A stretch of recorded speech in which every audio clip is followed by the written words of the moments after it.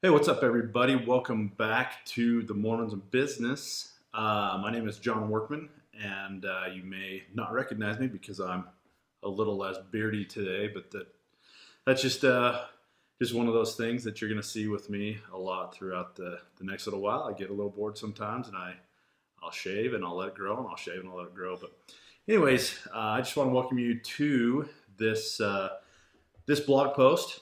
And today I'm going to tell you a little story. So grab your blankies, grab your pillows, and curl up because it's story time. So the story that I want to tell you today goes way back, and basically it's one of the fables, one of Aesop's fables, and it's one of my favorites. One of the stories that's stuck with me for a very long time, and it has to do with work ethic and the way we go about doing the things that we do. So if you've ever heard this story, maybe this will give you a little different perspective. If you've never heard it, then hopefully it's a good lesson for you, a good learning experience for you. So the story that I'm going to tell you is about the grasshopper and the ant. So once upon a time, there was a grasshopper and there was an ant. And the grasshopper, it was the beginning of summer, and the grasshopper was very lively, very full of energy, very fun, always wanted to go out and be doing something fun. And he was good friends with the ant, and he noticed one day that the ant was always working, basically being the opposite of what the grasshopper was. He was constantly out gathering food and storing it, and just doing this every single day. So the grasshopper decided he was going to try to change this. He was going to try to get the ant to loosen up a little bit, relax, have a little bit of fun. And so he would go over every single day, and he would invite the ant to, let's go to the lake. Let's go to the mountain. Let's go ride our little buggy four wheelers, and all sorts of fun things. And so the ant would reply every single day, I can't go and do this. I don't have enough time. I've got to get prepared for the winter time. And this really was distressing Mr. Grasshopper because he really wanted the ant to come. He really wanted somebody to go and play with him. So every single day, Grasshopper would come over, ask the ant, same response every single day. I can't. I've got to be ready for wintertime. And finally, the grasshopper said, "You know what? We've got all summer long to get ready. Let's just go have a little fun." But he just could not convince the ant. So, this went on for the rest of the summer, and winter finally set in. And winter set in, and the ant felt good about what he had done, felt good about what he had put away for the winter time, and decided it was time to relax. It was winter time, couldn't gather food anymore. It was time to relax. So he built a fire and prepared a nice meal from all the spoils that he had gathered over the summertime. And just as he was getting ready to relax and enjoy this nice meal, he heard a tap on his window. And he looked over, and lo and behold, before his eyes, tapping his window, was a starving, freezing grasshopper. The guy who did not prepare. He did not get ready, and he didn't know exactly what he was in for. And so, basically, the takeaway to this story is, we should be working hard, and we should be doing our best to prepare for things in the future. Obviously within the things that we have within our control, and we should be out. We need to take time to relax and to play. All work, no play makes Jack a dull boy. But we do need to make sure that we are taking care of our priorities first and making sure that basic needs are met. So that's the takeaway that I've always gotten from the story of the grasshopper and the ant. But as I've thought about this and pondered it, and I've been pondering it for a very long time, I think I found a flaw. And what the biggest flaw that I see is, yes, the ant was a very hard worker. he was diligent in gathering everything that he needed to do. Um, and, he did good in that way. But if you think about it, he's still dependent on other people.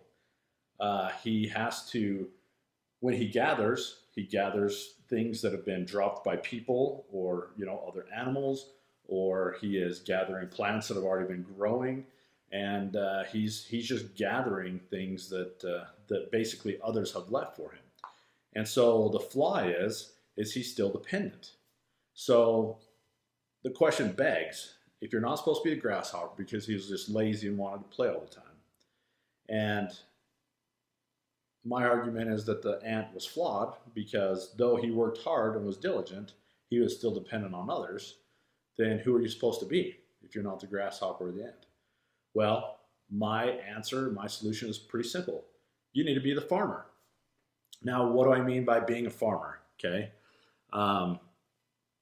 The farmer has a work ethic like an ant. Okay. The farmer works hard every single day, and he's out there plowing his fields and tilling.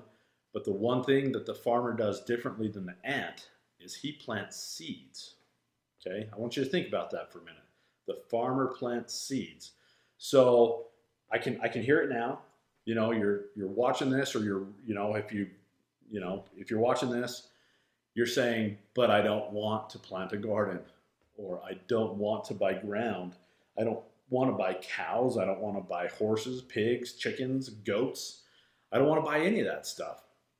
Or I just don't like to farm. I just don't like to grow vegetables or fruit or whatever.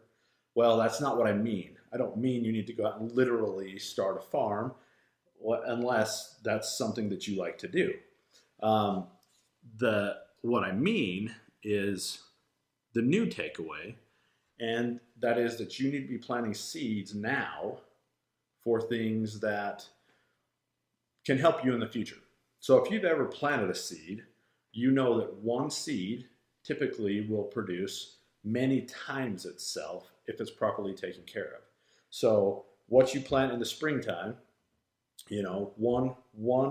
let's say one corn seed, may produce many ears of corn, 3, 4, 5, ears of corn, which, in essence, each ear of corn has many seeds in it. So it's producing, many, many, many times itself over the course of time if it is properly taken care of. Now, when it comes to the seeds that I'm talking about now, a seed can be anything to anyone. So, for example, some people think education is a seed. Some people think that starting a business is a seed. Some people end up doing both, and some people end up doing neither. And a lot of people think that, time spent with their child or children is a seed because they can nurture and help that child grow. But others see volunteering at a hospital or reading a book, as seeds that are providing value to themselves that at some point in time are going to multiply and bring some sort of, fruit, I guess you would say, later on in their lives. And so it really just depends on where you place your value. And I know a lot of people who place value on money. There are a lot of people out there who don't place any value on money and the worldly things. And going back to the children, there are a lot of people who spend every waking minute that they can teaching and nurturing and helping their children to grow and progress, versus some people who just can't wait to get their kids in bed. And so it really just depends on where you place your values, where you place your priorities, and that's where you can determine what your seeds are going to be that you can plant now and nurture and grow for the future. We live in a society today where patience is basically non-existent. In a world where we can get on Amazon or Zappos or whatever and have whatever we want basically next day. We live in a time where patience it doesn't exist anymore. And so we're wanting everything now, and we've lost the ability to put off having something now for having something better later. we've lost the ability to make that sacrifice to wait for something that's going to pay off much, much larger dividends in the future than if we just were to have something today. So the question that I want to ask you right now is, what are your seeds? Now, this is part one. I didn't want to go too long-winded with this, and so I've broken this down into two parts. And so in 2 weeks, you're going to get part two of this. But between now and then, I want you to think about, what seeds could you plant? What are your seeds? What is something you could start now that in a month or 6 months or a year or 5 years could pay off and turn into something much bigger for you? And like I say, not necessarily monetarily, not necessarily educationally as far as like school goes, but there are many different things out there. So I want you to think about it. And in 2 weeks on Grasshopper and Ant Part 2, we'll kind of go over maybe an outline of what we can do with those seeds and how we can make those grow. So I appreciate you tuning in and watching this. We definitely appreciate all the support that we've been getting. It's been great. We've been seeing a lot of it. And just want to remind you about the upcoming launch of our podcast, Mormons in Business. You'll be able to find right here on mormonsinbusiness.com, but also keep an eye out for it on facebook.com/Mormons in Business. And, it's going to be great. We've already got lots of good interviews lined up and actually recorded already, so that we can make sure and launch with a lot of good content for you guys. So thanks again for watching. I appreciate it. Make sure and check out the Morning Boost every day. We're trying to give you some good motivational messages every morning. So check that out. So till next time, go out there and find an excuse to win.